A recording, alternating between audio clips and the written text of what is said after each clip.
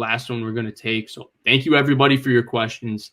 And it's from Eric Bissell, who's the biggest QB wins guy in the chat. Every time we stream, Eric comes in here. He'll be here for maybe 5 to 10 minutes, but he'll tell Blake and I why it's wrong how we're looking at quarterbacks, because the wins and losses dictate. Okay, so I'm going to take this a different route, because I think this is actually a hell of a question.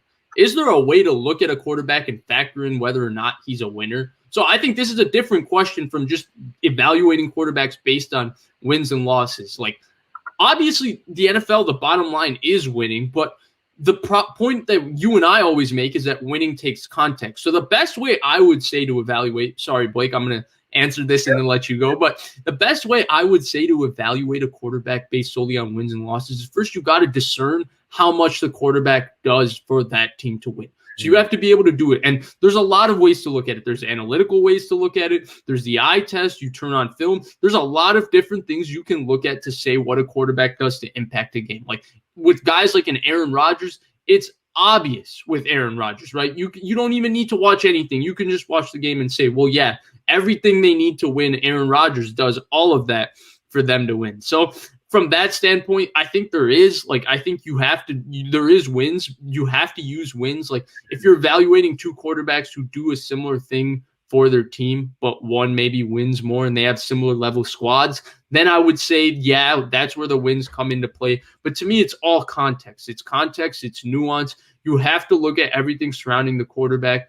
The NFL, there's 22 players on the field. It's not like the quarterback is the most important position, but at the same time, we've seen a lot of great quarterbacks not be able to win because of horrible situations, and we've seen a lot of mediocre quarterbacks win a ton because of fantastic situations, and that's something you always have to remember.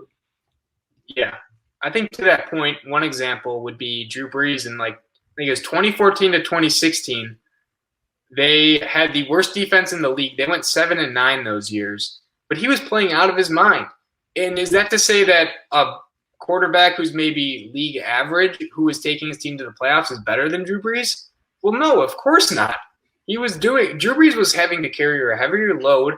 His defense was allowing obscene amounts of points and forcing them to be in terrible positions, causing them to lose games.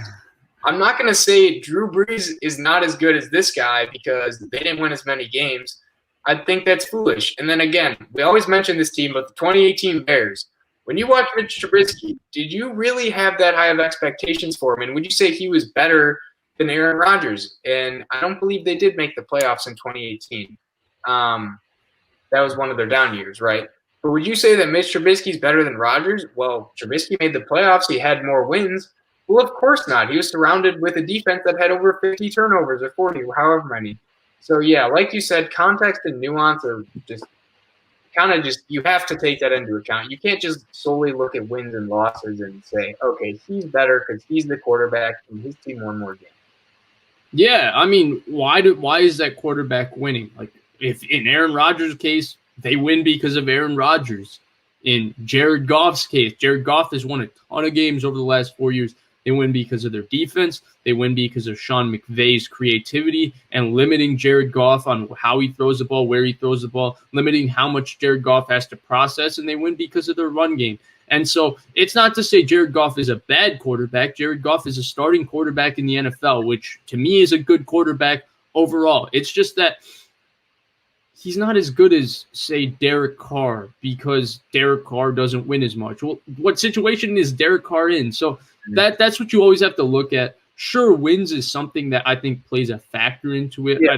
But I think it's not the exact way to evaluate quarterbacks. You have to look at their physical ability. You have to look at their mental ability. You have to look at how many plays those quarterbacks make individually.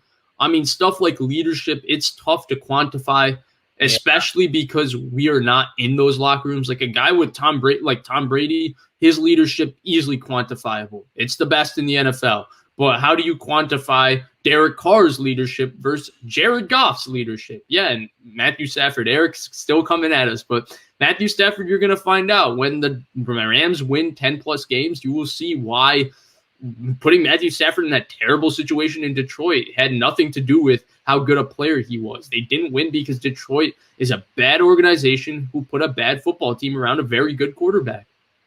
Yeah, so I think bottom line is QB stats or QB wins are not the best way to judge a quarterback, but they could be used in the context of comparing similar situations and career paths. Like, say, Phillip Rivers and Eli. You could say, okay, well, Eli clutched up, you know, in the playoffs, and Phillip Rivers maybe didn't, and they had comparable situations. That would be something you could use it as. But to say Mitch Trubisky was better than Aaron Rodgers in 2018 because the Bears made the playoffs, no, there's Nuts. yeah. It's nuts. All right, guys. So I'll just quickly answer these and then we'll be out of here. Thank you so much for joining us. This was an hour, 10 minutes. We really appreciate it. So do I usually go on other people's show? My friend is wondering. I mean, sure. It just depends. Again, it's all about my school schedule. I'm not great with my schedule, but I always know what I got in the week. I always have a calendar with my week, and I only think of the week ahead of me. So just ask your friend to DM me, and maybe we can set something up. And so, are you going to do a detailed video for each QB in the coming draft? I mean, maybe. I'm not sure if we have time to sit and actually, like, I have the all 22 where we pull up the film and do that. I don't think we have the time for that. But maybe we can go through each quarterback. I saw your question about Mond versus Jones versus Trask. I think Blake is a little earlier in the process of looking at these quarterbacks than I am. I think he's really only looked at Zach Wilson and Trevor Lawrence. I've seen quite a few of them. And I would say, I know you're a big Trask fan. I've seen your comments. But for me, I think Jones and Mond are definitely a cut above Trask. To me, Mac Jones is a middle of the first round pick. I think he's a good thrower. I think he's accurate. I think he processes information really well. I think he's a good player.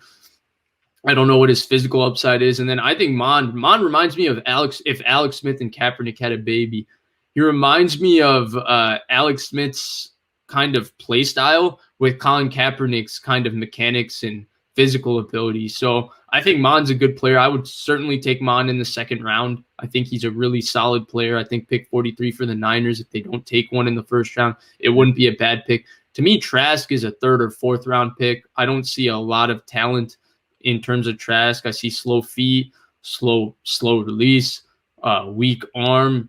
His process is very defined in terms of what Dan Mullen does. It's really easy because it's a lot of read one side of the field, high-low. Kyle Pitts make you read one defender, and Kyle Pitts basically makes these reads super defined. The way that Dan Mullen used Kyle Pitts and Kadarius Toney was special. I'm not a big Kyle Trask fan. I'm not even sure he could be a starter in the NFL, but that's my take on it. I know you disagree. Maybe we can do a longer breakdown of it, but yeah. Awesome. Yeah. So I think that wraps the Blake, I can't hear you. Can you guys hear Blake? Can you hear me? Hello? Now? No, I can't hear you now. Can you hear me? Yeah. All right. Well, I'm not sure which one of us you can hear. I don't know what the heck happened here, but I think that's just tells you that it's time to go. We really appreciate you sticking around. Please like, subscribe, share. We'll definitely cut this up and put up some videos. Thank you all for joining us. We really appreciate you. Have a good night.